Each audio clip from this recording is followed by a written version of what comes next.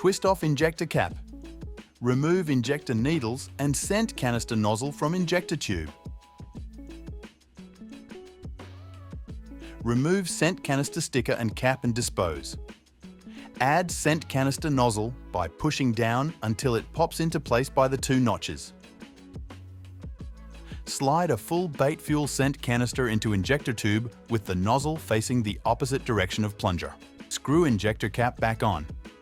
Twist the plunger to the closed position.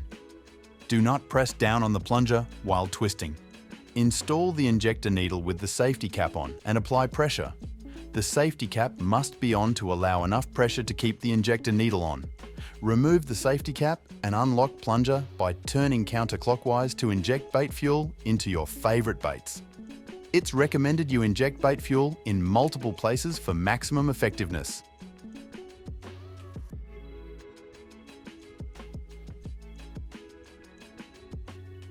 Remove the empty scent canister from injector tube.